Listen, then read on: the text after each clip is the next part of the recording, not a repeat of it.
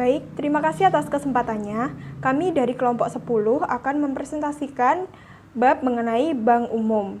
Ya, perkenalkan, saya Erika Disha Fitri dengan NIM 008. Kali ini saya akan mempresentasikan tentang pengertian bank umum terlebih dahulu.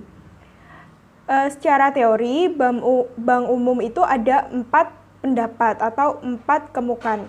Nah, yang pertama ada dari Howard D.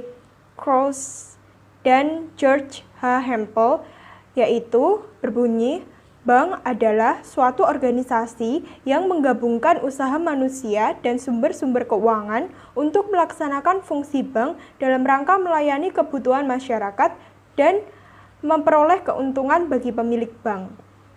Yang kedua adalah berdasarkan Dictionary of Banking and Financial Services dari Jerry Rosenberg yang berbunyi, bank adalah suatu lembaga yang mempunyai fungsi pokok antara lain yang pertama menerima simpanan giro, deposito, dan membayar atas dasar dokumen yang ditarik orang atau lembaga tertentu.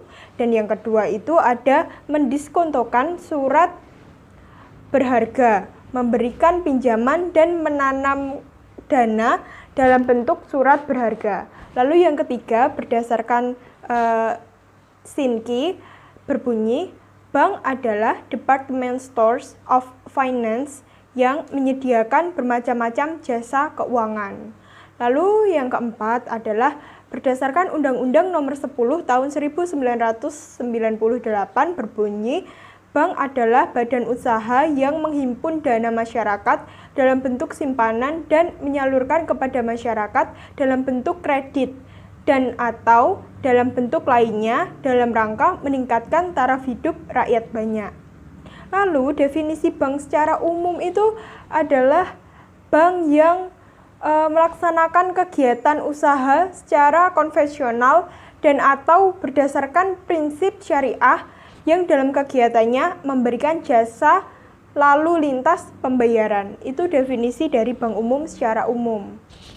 Lalu bank sendiri itu diklasifikasikan menurut 3 kelas. Yang pertama adalah menurut fungsinya, ada bank sentral, bank umum, bank tabungan, dan bank pembangunan. Lalu yang kedua, menurut kepemilikan ada bank pemerintah daerah, bank swasta nasional, bank asing, dan bank koperasi. Yang ketiga adalah menurut kemampuan mengedarkan uang. Yang pertama adalah bank primer, yang kedua adalah bank sekunder. Kali ini kita akan membahas bank menurut fungsinya dulu. Yang pertama ada bank sentral. Bank sentral sebagaimana dimaksud dalam Undang-Undang Dasar 1945 nomor 13 tahun 1968 mempunyai tugas pokok membantu pemerintah dalam hal mengatur, menjaga, dan memelihara stabilitas nilai rupiah serta mendorong kelancaran produksi dan pembangunan serta memperluas kesempatan kerja guna meningkatkan taraf hidup rakyat. Lalu yang kedua ada bank umum. Bank umum itu fungsinya menyediakan mekanisme dan alat pembayaran yang lebih efisien dalam kegiatan ekonomi, lalu menciptakan uang. Yang ketiga menghimpun dana dan menyalurkan kepada masyarakat. Lalu yang keempat adalah menawarkan jasa-jasa keuangan lain. Contohnya bank umum ya seperti kita ketahui ada BCA, BRI, BNI, dan lain sebagainya. Lalu ada lagi bank tabungan. Bank tabungan itu bank yang dalam pengumpulan dananya terutama menerima simpanan dalam bentuk tabungan dan dalam usahanya terutama memperbungakan dananya dalam kertas berharga. Lalu ada bank pembangunan, bank yang dalam pengumpulan dananya terutama menerima simpanan dalam bentuk deposito dan atau mengeluarkan kertas berharga jangka menengah dan jangka panjang serta dalam usahanya terutama memberikan kredit jangka menengah dan jangka panjang di bidang pembangunan. Karena seperti yang kita tahu bahwa segala macam pembangunan itu jelas membutuhkan aliran dana dan salah satu sumber aliran dananya adalah dari bank. Lalu berdasarkan target pasar bank itu ada 3. Yang pertama adalah wholesale banking atau corporate banking. Itu bank yang memprioritaskan pelayanan jasa pada segmen pasar menengah ke atas. Lalu ada juga retail banking, adalah bank yang memprioritaskan pelayanan jasa pada nasabah kecil. Lalu ada wholesale dan retail bank, yaitu keduanya. Bank yang melayani semua lapisan masyarakat, baik kecil, menengah, ataupun kelas atas. Karakteristik bank yang baik ada 3. Yang pertama, aktiva tetapnya relatif sedikit dibandingkan dengan aktiva lancar. Yang kedua, hutang jangka pendeknya relatif banyak dibandingkan dengan hutang jangka panjang. Lalu yang ketiga adalah perbandingan antara aktiva dengan modalnya relatif sangat besar. Lalu yang ketiga adalah ciri-ciri bank yang liquid. Jadi ciri-ciri bank yang liquid yang pertama adalah memegang alat liquid. Alat liquid contohnya adalah uang kas, rekening pada bank sentral, dan lainnya. Sama dengan jumlah kebutuhan likuiditas yang diperkirakan. Lalu yang kedua, memegang kurang dari alat liquid tersebut di atas, namun memiliki surat berharga berkualitas tinggi yang segera bisa ditukar menjadi uang tanpa mengalami kerugian baik sebelum maupun sesudah jatuh tempo. Lalu ada yang ketiga adalah memiliki kemampuan untuk memperoleh alat liquid melalui penciptaan hutang, misal call money, penjualan surat berharga dengan repurchase agreement. Sekian presentasi dari saya, dan sebab selanjutnya akan disampaikan oleh rekan saya. Terima kasih. Baik, terima kasih atas kesempatannya. Assalamualaikum warahmatullahi wabarakatuh. Perkenalkan, nama saya Dewi Magfiroh dengan NIM 2019-210009. Di sini saya akan melanjutkan presentasi dari rekan saya, yaitu tujuan dibentuknya bank umum. Di sini terdapat 2 tujuan, yaitu yang pertama tujuan jangka pendek dan yang kedua adalah tujuan jangka panjang. Di dalam tujuan jangka pendek terdapat 3 aspek. Yang pertama adalah memenuhi kebutuhan likuiditas wajib minimum bank atau reserve requirement, dan yang kedua adalah memberikan pelayanan kepada nasabah secara optimal, dan yang ketiga adalah menanamkan dana pada tingkat bunga yang layak, aman, dan fleksibel. Nah, yang pertama, memenuhi kebutuhan likuiditas wajib minimum bank atau reserve requirement. Reserve requirement biasa kita sebut dengan giro wajib minimum yang harus disetorkan dari Bank Umum kepada Bank Sentral atau Bank Indonesia. Di sini giro wajib minimum merupakan suatu kewajiban yang harus dibayarkan oleh Bank Umum ketika berdiri. Jadi dana ini harus disetorkan kepada Bank Indonesia atau Bank Sentral untuk memenuhi kewajiban, dan jika nanti sewaktu-waktu ada sesuatu yang tidak diinginkan, dana ini dapat dimanfaatkan oleh bank tersebut. Yang kedua adalah memberikan pelayanan kepada nasabah secara optimal. Bank juga harus memberikan pelayanan yang baik kepada nasabah untuk jangka pendek. Selanjutnya adalah menanamkan dana pada tingkat bunga yang layak, aman, dan fleksibel. Di sini maksudnya adalah bank juga memiliki sumber dana. Sumber dana bank tidak hanya dari internal saja, melainkan bisa dari masyarakat, bisa dari lembaga non-keuangan, dan bisa dari investor-investor, di mana untuk menawarkan sebuah saham kepada investor, bank juga harus memberikan bunga yang layak, seperti itu. Karena uang dari investor ini akan diputar, jadi akan dihimpun oleh bank lalu dimanfaatkan oleh bank, maka bank ini harus memiliki tingkat kepercayaan yang tinggi kepada pelanggan, seperti itu. Untuk selanjutnya adalah tujuan bank dalam jangka panjang. Tujuan bank dalam jangka panjang ada 2 aspek, yaitu yang pertama memperoleh laba optimum, dan yang kedua memaksimumkan nilai perusahaan atau kekayaan bank. Nah, di sini kenapa sih kok ada jangka pendek dan jangka panjang? Nah, jadi bank itu memiliki sebuah kewenangan untuk mengatur keuntungan dalam organisasinya seperti itu. Nah, jangka pendek, kenapa disebut jangka pendek? Karena di dalam tujuan jangka pendek itu komponen-komponennya dilakukan sehari-hari. Jadi dilakukan selama melayani nasabah, lalu dilakukan ketika sedang berinteraksi dengan investor ataupun organisasi dari bank itu sendiri. Nah, lalu jangka panjang itu yang seperti apa? Jadi jangka panjang itu lebih ke dalam 10 tahun ke depan itu nanti nanti bank ini tuh akan mendapat keuntungan berapa kayak gitu. Jadi meskipun sebenarnya tujuan dari jangka panjang ini tidak terlalu rinci ya, tetapi juga tetap harus difikirkan dan direncanakan secara matang oleh sebuah bank. Jadi dalam sehari-hari sudah ada tujuan jangka pendek, namun dalam tujuan jangka panjang juga tetap harus direncanakan secara matang seperti itu. Nah, selanjutnya saya akan menjelaskan tentang kegiatan pokok bank. Di sini kegiatan pokok bank terdapat 3 aspek, yaitu yang pertama adalah penghimpunan dana. Penghimpunan dana ini yang sudah seperti saya jelaskan tadi, di mana bank itu menghimpun dana dari nasabah ataupun dari sumber-sumber dana yang lain. Nah, di sini kegiatannya bisa berupa pencetakan giro, deposito, menghimpun dana dari tabungan dengan sasaran meminimumkan biaya. Lalu yang kedua adalah pengalokasian. Nah, pengalokasian ini merupakan penggunaan dana dalam bentuk pinjaman dengan sasaran memaksimumkan penerimaan. Lalu yang ketiga adalah pelayanan jasa keuangan.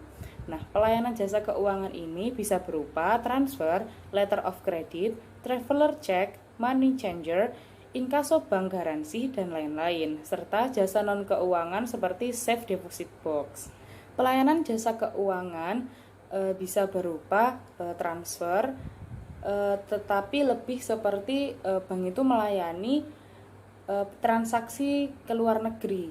Jadi bank akan memperoleh keuntungan dari biasanya dari money changer, terus dari letter of credit kayak gitu. Jadi kan nggak semerta-merta kita itu transfer tanpa ada biayanya kan. Pasti kita itu membayar biaya transfer tersebut. Nah, saya tadi sudah berbicara tentang sumber dana bank. Di sini saya akan menjelaskan 3 sumber dana bank. Yang pertama, dana yang bersumber dari bank itu sendiri. Maksudnya adalah modal dari sebuah bank. Lalu yang kedua, dana yang berasal dari masyarakat. Dana yang berasal dari masyarakat ini bisa berupa tabungan dari para nasabah dan investor. Lalu yang ketiga adalah dana yang berasal dari lembaga keuangan baik berbentuk bank maupun non-bank. Biasanya yang ketiga ini bisa berupa bank itu meminjam uang kepada lembaga lain seperti itu. Nah, dana yang bersumber dari bank itu sendiri ada 2 aspek atau 2 macam, yaitu yang pertama modal inti. Modal inti itu bisa berupa modal disetor, argio saham, cadangan, laba yang ditahan, laba tahun lalu, dan laba tahun berjalan. Lalu untuk yang kedua bisa berupa modal pelengkap. Nah, modal pelengkap ini ada 3 aspek, yaitu yang pertama cadangan revaluasi aktivasi tetap, penyusutan, penghapusan aktiva produktif, dan pinjaman subordinasi. Nah, selanjutnya dana yang berasal dari masyarakat. Dana yang berasal dari masyarakat itu dari siapa aja sih? Jadi di sini ada 6 aspek dana yang berasal dari masyarakat. Yang pertama adalah giro atau demand deposit. Giro merupakan surat perintah untuk memindah bukukan sejumlah uang dari rekening seseorang kepada rekening lain yang ditunjuk surat tersebut. Nah, giro ini biasanya dikeluarkan oleh bank untuk membantu transaksi dari sebuah perusahaan dagang, seperti yang sudah kita pelajari pada mata kuliah praktika akuntansi 2 ataupun pengantar akuntansi 2. Lalu selanjutnya adalah deposito atau time deposit. Time deposit ini merupakan produk simpanan sejenis investasi sederhana dari bank yang menjanjikan suku bunga tetap dengan jangka waktu tertentu. Lalu selanjutnya adalah tabungan atau saving. Tabungan atau saving merupakan simpanan yang penarikannya hanya dapat dilakukan menurut syarat tertentu yang disepakati. Lalu selanjutnya adalah setoran jaminan. Marginal deposit yaitu uang yang diterima bank sebagai jaminan yang akan diperhitungkan pada waktu penyelesaian suatu transaksi. Misalnya dalam pembukuan LC atau Letter of Credit dalam negeri ataupun luar negeri. Lalu yang selanjutnya adalah pengiriman uang yang belum diambil penerima, dan yang selanjutnya adalah obligasi dan saham, yang mana dana yang berasal dari masyarakat ini tentunya juga akan diolah oleh bank untuk dijadikan mungkin sebuah pinjaman, sebuah kredit untuk orang-orang yang membutuhkan, seperti itu. Baik, untuk selanjutnya saya akan menjelaskan dana yang berasal dari lembaga keuangan, baik bank maupun non-bank. Sumber dana yang berasal dari lembaga keuangan, baik bank maupun non-bank, bersifat sementara. Biasanya bersifat sementara, lalu dalam jangka waktu pendek, karena harganya relatif mahal. Sumber dana yang didapatkan biasanya juga hanya digunakan untuk membayar transaksi-transaksi tertentu. Sumber dana dari lembaga keuangan bank maupun non-bank dapat diperoleh dari kredit likuiditas Bank Indonesia, pinjaman antar bank atau call money, pinjaman dari bank-bank luar negeri, dan surat berharga pasar uang atau SBPU. Baik, selanjutnya saya akan menerangkan giro. Giro itu merupakan simpanan yang penarikannya dapat dilakukan setiap saat dengan menggunakan cek, biljet, giro, sarana perintah pembayaran lainnya, atau dengan cara pemindah bukuan. Bank memberikan jasa giro dan dikenakan PBDR atau pajak atas bunga, dividen, dan royalti. Selanjutnya, menurut subjek pemegang rekeningnya, jenis giro dibedakan menjadi 3, yaitu yang pertama badan, instansi, pemerintah, lembaga negara, dan organisasi masyarakat. Lalu adalah perusahaan seperti PT, CV, FA, atau usaha dagang. Lalu ada yayasan dan perorangan. Lalu untuk yang kedua, ada selain giro rupiah, ada giro valuta asing. Lalu yang ketiga ada bank yang dapat menyelenggarakan giro falas hanya bank devisa, di mana giro ini bisa digunakan transaksi di dalam negeri maupun di luar negeri, seperti itu, tergantung izin dan rinci dan jelas seperti apa barang yang akan diperjualbelikan. Baik, selanjutnya adalah cek. Cek merupakan surat perintah tanpa syarat dari nasabah kepada bank yang memelihara rekening giro yang bersangkutan untuk membayar sejumlah uang kepada pihak yang disebutkan di dalamnya atau kepada pemegang cek tersebut. Syarat yuridis menggunakan cek itu adalah yang pertama, tertulis perkataan cek. Yang kedua, harus berisi perintah tidak bersyarat. Yang ketiga, ada nama bank tertarik atau yang harus membayar. Yang keempat, mencantumkan tanggal dan tempat cek dikeluarkan. Dan yang kelima, tanda tangan penarik. Di mana cek ini juga biasanya digunakan untuk transaksi dagang. Transaksi dagang dari sebuah perusahaan. Giro dan cek bisa hampir sama namun memiliki beberapa perbedaan. Setelah itu izinkan saya untuk mengakhiri presentasi dari saya. Apabila ada salah kata, saya mohon maaf sebesar-besarnya. Selanjutnya akan dilanjutkan oleh rekan saya. Wassalamualaikum warahmatullahi wabarakatuh. Terima kasih atas kesempatannya. Nama saya Infanta Fazak Birdanti, NIM 2019-210049. Nah, di sini saya akan menjelaskan mengenai bilet giro.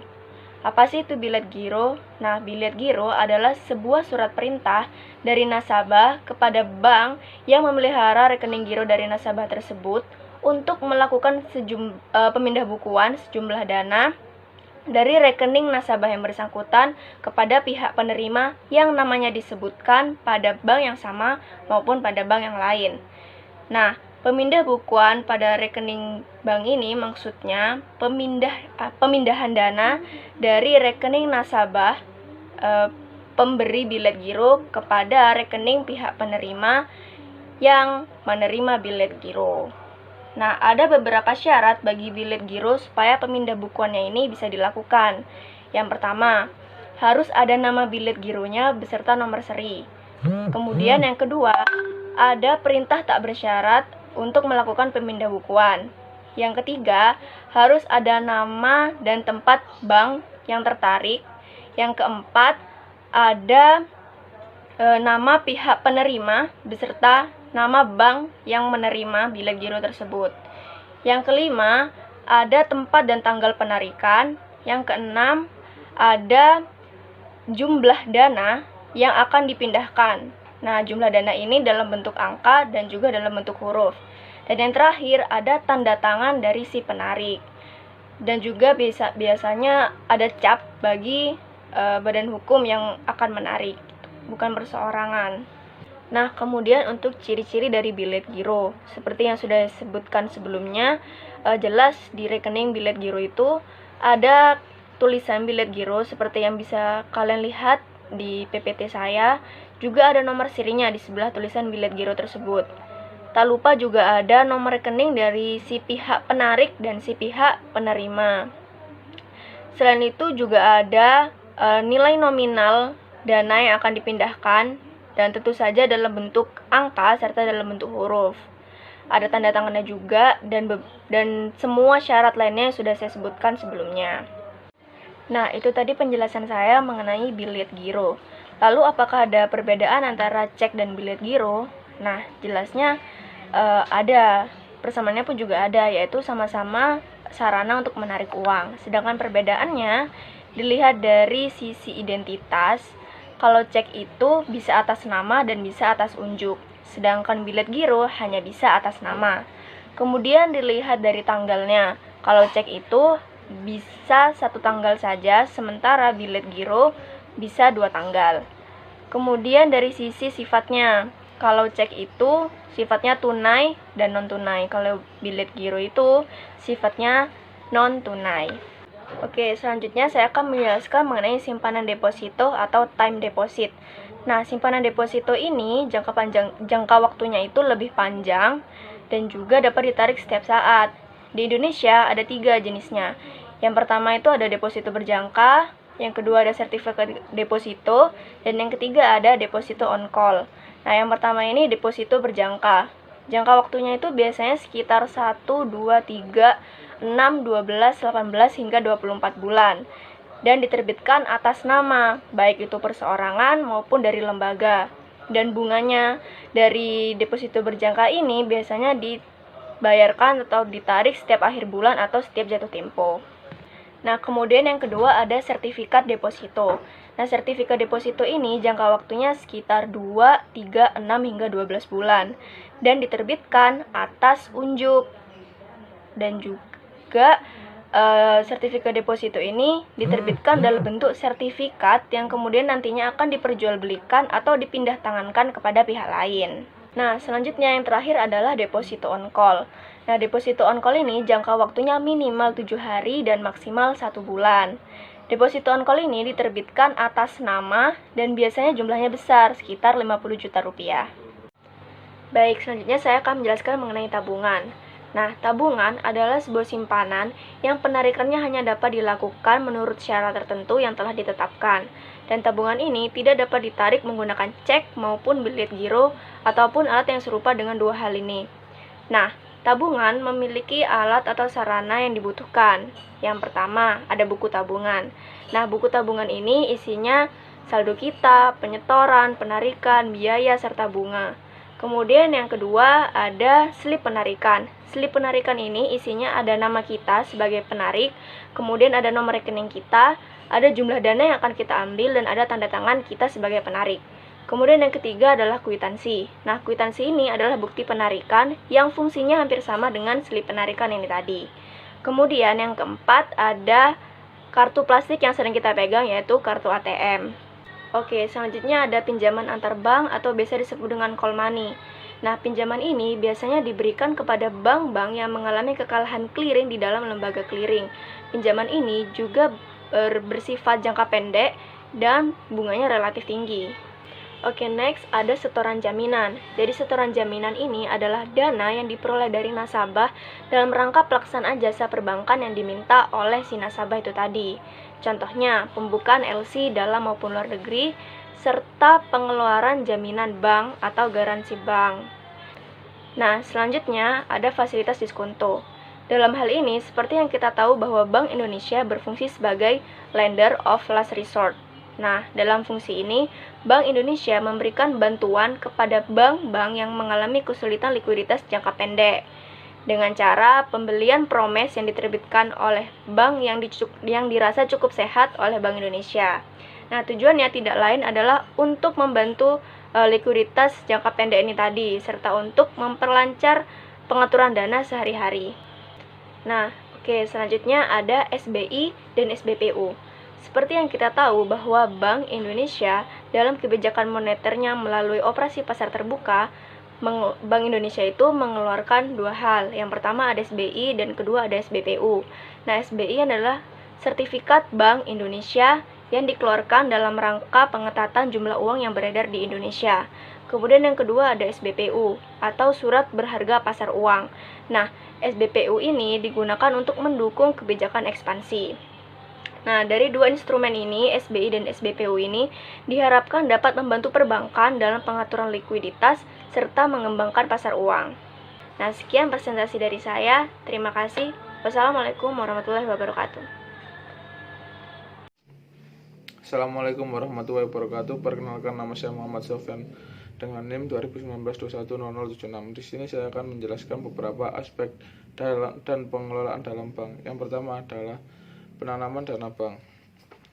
Meliputi ada 4 macam, yaitu penanaman dana bank dalam bentuk likuiditas atau cash. Yang kedua, penanaman dana bank dalam bentuk keuangan lembaga lainnya. Yang ketiga, penanaman dana bank dalam bentuk perkreditan. Yang keempat, penanaman dana bank dalam bentuk aktiva tetap.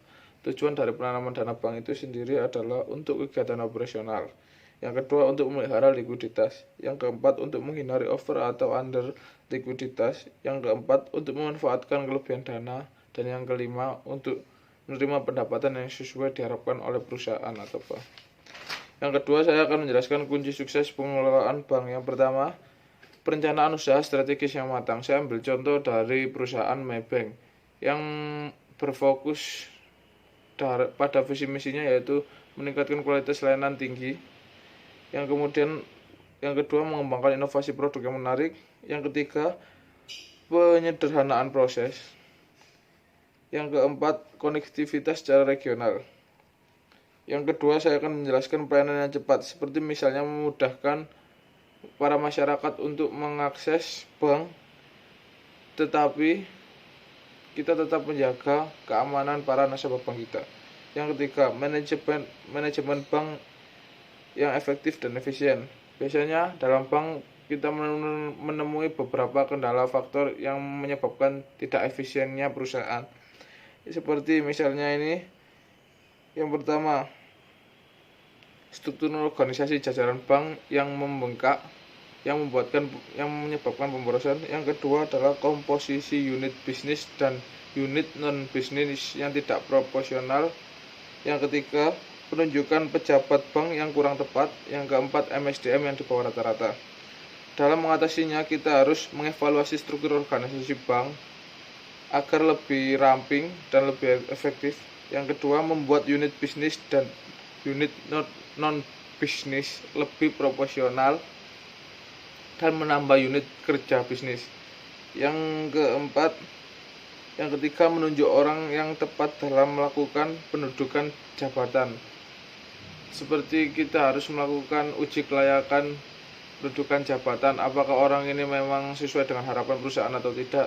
Yang keempat, melakukan pelatihan yang bertujuan untuk meningkatkan kualitas layanan MSDM atau manusia sumber daya dan dengan harapan perusahaan dan tersertifikasi dan juga operasional perusahaan. Yang keempat, saya akan menjelaskan manajemen kredit yang aman dalam kunci sukses pengelolaan bank.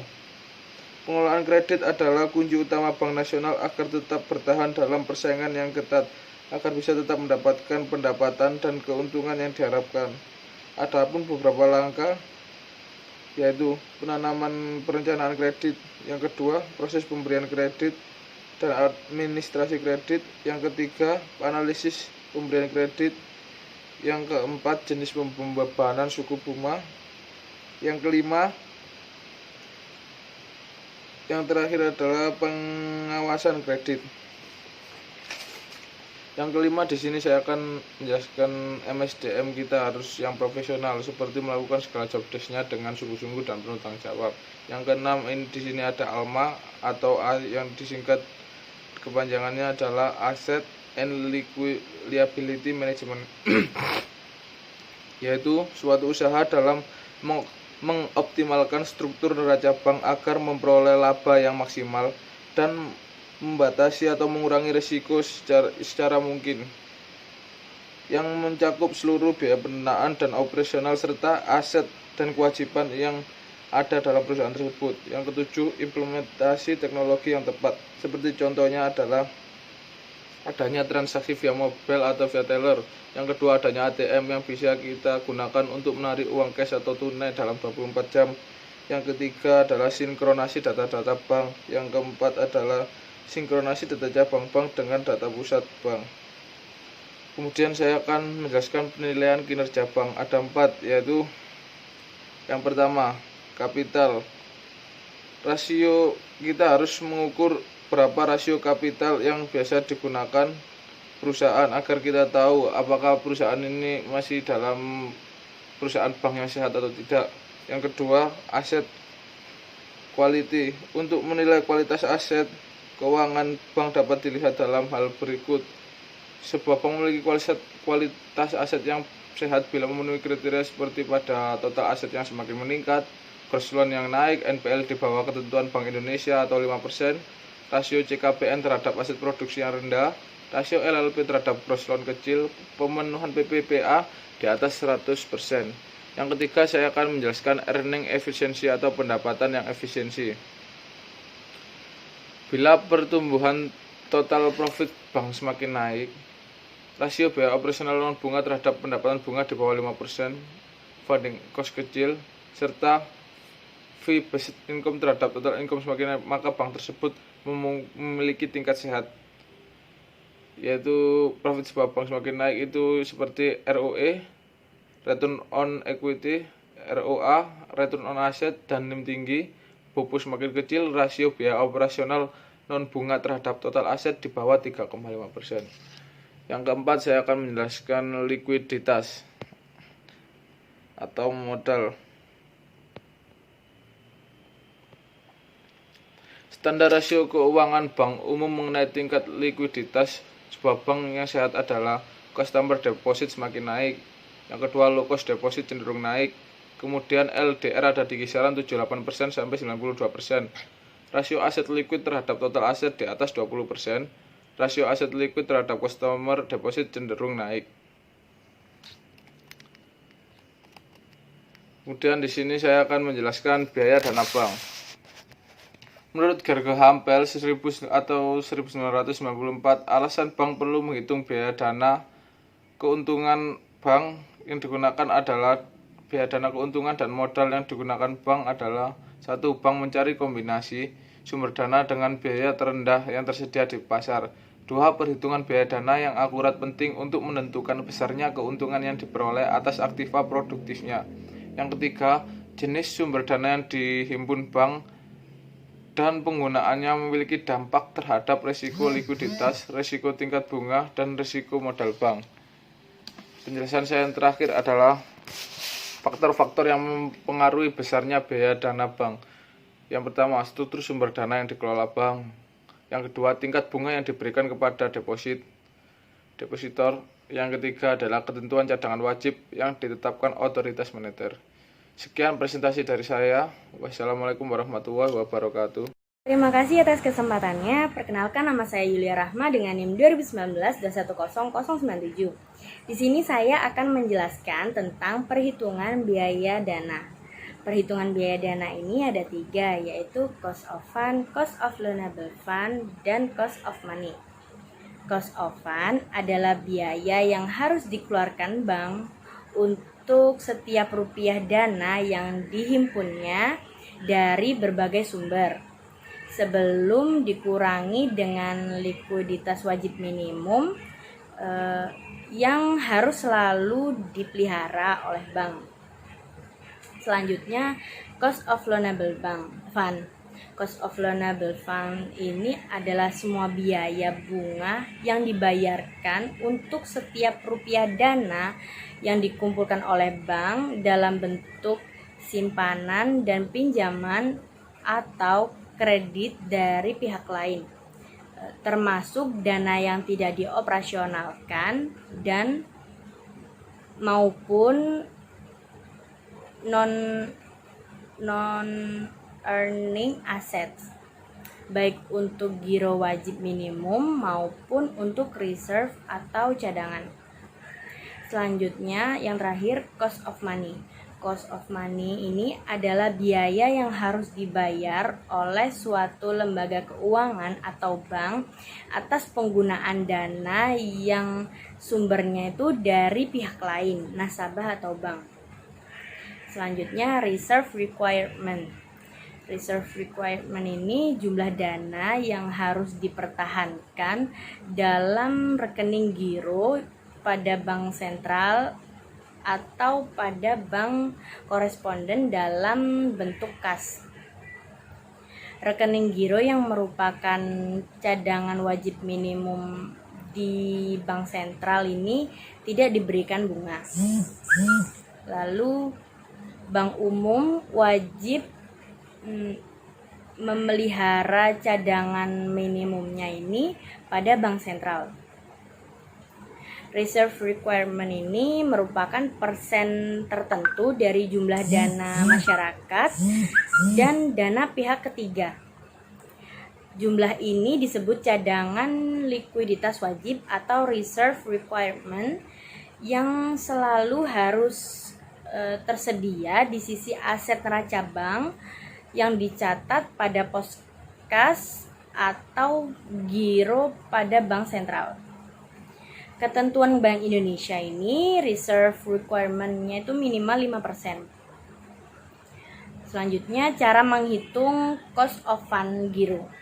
Cost of fund giro ini jumlah biaya dibagi jumlah dana dikali 100%. Lalu cost of fund deposito berjangka itu jumlah biaya dana dibagi jumlah dana dikali 100. Yang ini nih sama saja dengan cost of fund giro, tetapi tabelnya ini ketambahan dengan jangka waktu dan tingkat bunga. Lalu total cost of fund, jumlah biaya dana dibagi jumlah dana dikali 100. Ini juga sama dengan yang sebelumnya, namun tabelnya itu ketambahan sumber dana dan sumber tingkat bunga. Lalu yang terakhir itu cost of loanable fund. Itu jumlah biaya dibagi loanable fund dikali 100%. Nah, yang ini berbeda. Ini juga tabelnya ketambahan reserve requirement, loanable fund, dan tingkat bunga. Lalu penentuan tingkat bunga kredit berdasarkan cost of loanable fund, lalu spread, lalu biaya overhead, lalu premi risiko. Terima kasih. Selanjutnya saya kembalikan kepada moderator.